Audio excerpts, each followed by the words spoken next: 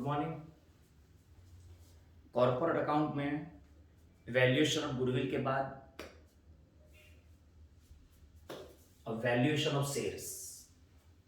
अगर आपको किसी कंपनी के शेयर्स परचेस करने हैं जो स्टॉक मार्केट में उसका लिस्टिंग नहीं है, इसका मतलब जो एनएससी है, बीएससी यानी national stock exchange, Bombay stock exchange, उसमें उसका लिस्टिंग ही नहीं है, तो उस पर ट्रेडिंग नहीं होगा वो कंपनी का, बराबर। तो कितनी प्राइस मार्केट में इसकी चल रही है ये तो पता नहीं चलेगा। तो अब वो कंपनी के शेयर्स आप कैसे कौन सी प्राइस पर परचेस करोगे, तो ये डिटरमाइन करने के लिए शेयर्स की वैल्यू कंसीडर करनी है, बराबर।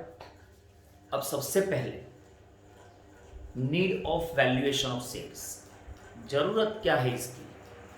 तो first, when shares of the private company, जो प्राइवेट स्टॉक मार्केट में always limited company, public limited company का लिस्टिंग होता है, प्राइवेट का नहीं।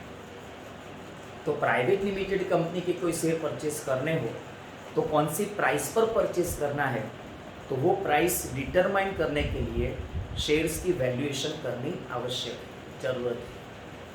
When shares of the private company which is not listed, जिसका लिस्टिंग स्टॉक मार्केट में नहीं है, are to purchase or sell, अगर वो परचेस करना है, वो सेल करना है, that which price that we have to determine. Second point, sale or purchase of a large number of shares to control the management of company. आपको लगता है कि मुझे रिलायंस कंपनी पर कंट्रोल करना है, उसका पूरा मैनेजमेंट मेरे हाथ में लेना है, डायरेक्टर्स सब मेरे कंट्रोल में आना चाहिए, तो आपको large number of share purchase करने पड़ेंगे। More than 51% shares you have to purchase from Reliance Industries, then only you can take the control of the management. लेकिन कौन सी प्राइस पर परचेस करोगे, क्योंकि बल्क में परचेस करना हो तो उसकी प्राइस अलग होती है, तो कौन सी प्राइस पर आपको परचेस करना है, वो large number of shares to control the management of the company. For that purpose you have to value equity shares.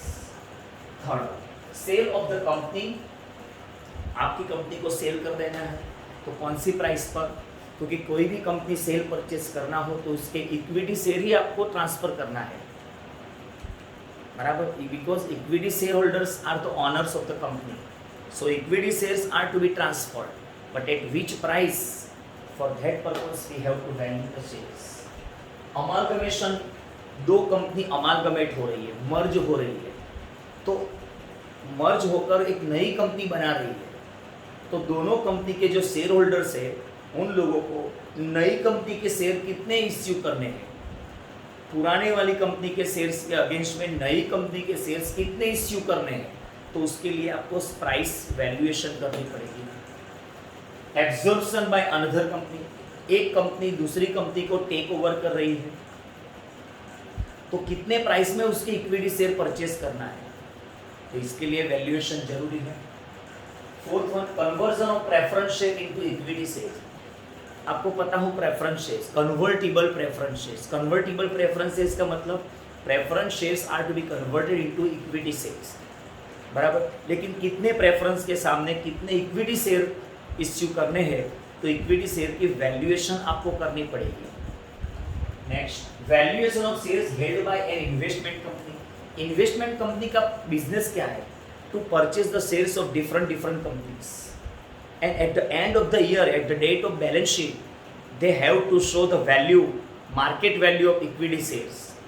Balance sheet में इन्वेस्टमेंट कंपनी जो है वो बैलेंस शीट में, अपनी बैलेंस शीट में जो कंपनी में इन्वेस्टमेंट किए हैं इक्विटी शेयर्स में, वो सभी इक्विटी शेयर्स की मार्केट वैल्यू कंसीडर करनी पड़ेगी, तो इसके लिए वैल्यूएशन जरूरी है। To determine income tax on gain on sale of shares, wealth tax.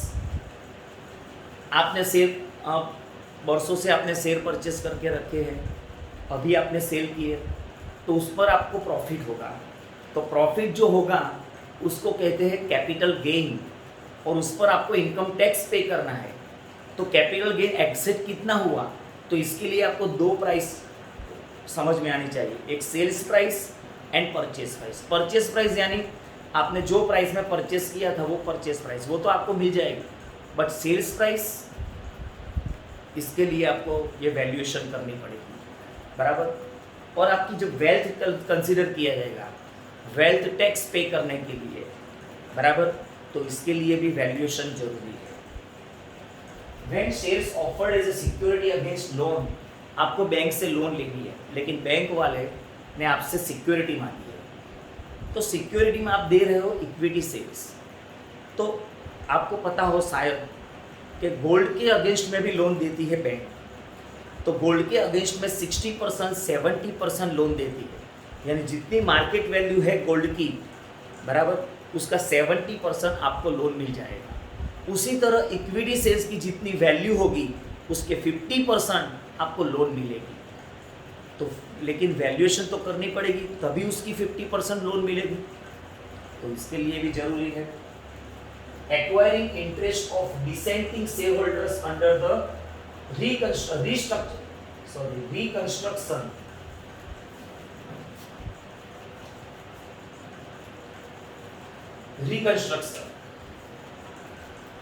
Scheme. इसका मतलब बहुत साल पहले 2007-8 की बात कर रहा हूँ, उसमें रिलायंस इंडस्ट्रीज के साथ उसकी एक दूसरी कंपनी थी, रिलायंस पेट्रोलियम, RPL करके कंपनी थी। तो रिलायंस पेट्रोलियम में मुकेश अंबानी ने क्या किया कि रिलायंस पेट्रोलियम 7-8 साल से कंपनी अलग थी। जब प्रोडक्शन स्टार्ट हुआ, ये रिफाइनरी जो है जामनगर की रिलायंस की पेट्रोलियम की, जब उसका बिजनेस स्टार्ट हुआ, मैन्युफैक्चरिंग स्टार्ट हो गया, उसी टाइम मुकेश अंबानी ने क्या किया पता है, RPL को रिलायंस इंडस्ट्रीज में मर्ज कर दिया। जो RPL का बिजनेस था, रिलायंस पेट्रोलियम, जब मैन्युफैक्चरिंग स्टार्ट हुआ, जब अर्निंग स्टार्ट हुई, तभी ये बेनिफिट रिलायंस इंडस्ट्रीज के शेयर होल्डर्स को ट्रांसफर कर दिया, पास ऑन कर दिया। तो RPL के कुछ शेयर होल्डर्स जो थे, उन लोगों ने अपोज किया।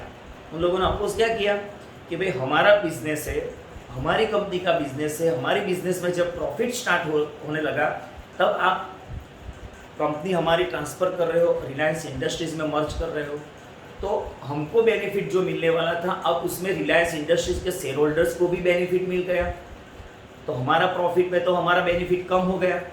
तो उन लोगों ने अपोज किया था, तो कोर्ट में केस भी चालू कर दिया था।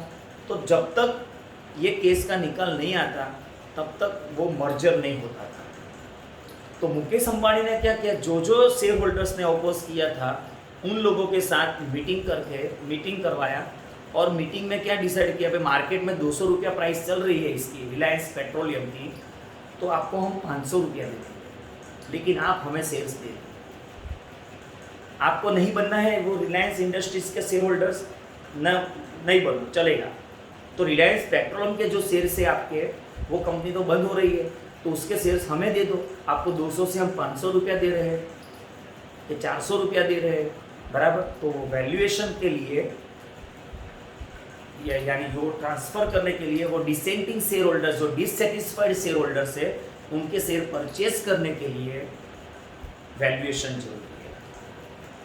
तो ये नीड्स थी। मेथड, अब शेयर्स की वैल्यूएशन की 2 मेथड है। मेथड 1 में क्या है, तो first method net asset banking method, यानी नेट एसेट मेथड। दूसरी मेथड है, यानी दूसरा उसका नाम है breakup value method, breakup method, और तीसरा नाम है इंट्रिंसिक वैल्यू मेथड। तीनों में से कोई भी वर्ड आ सकता है। अब नेट एसेट मेथड, इसका मतलब क्या है, तो आपको गुडविल का चैप्टर याद हो। गुडविल में सुपर प्रॉफिट मेथड में सेकंड स्टेप जो था, एवरेज कैपिटल एम्प्लॉयड, यानी कैपिटल एम्प्लॉयड, उसमें आपने वैल्यूएशन कैसे की थी, याद हो तो, fix assets excluding goodwill, investment excluding non trade investment, plus current assets. जबकि इसमें all fix assets including goodwill, all investment including non trade investment and current assets, यानी इसमें सभी असेट्स कंसीडर किया जाएगा। Fix assets including goodwill,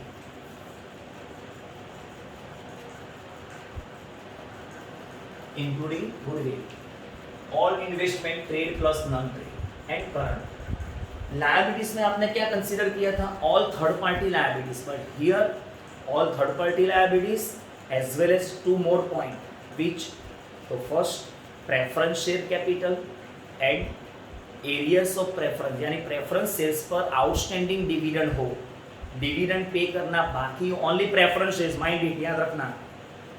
preference share capital, third party liabilities, proposed और outstanding preference dividend, preference dividend outstanding हो तभी लेना है, याद रखना। तो ये माइनस करो इसमें से, बैलेंस जो आएगी net assets available to equity share holders, net assets available, यानी प्रेफरेंस तो माइनस कर दी लायबिलिटीज, अब जो बचेगा वो किसके लिए बचेगा? Equity. That's why we have taken the word net assets available to equity share holders. And second one, step 2, value per equity share, यानी वैल्यूएशन, जो net assets time divided by number of equity shares, that's it. तो ये पहली method है। दूसरी method बाद में, पहले ही हम पहले फर्स्ट मेथड के एग्जांपल स्टार्ट करेंगे, उसके बाद दूसरी मेथड और उसके एग्जांपल्स। ओके।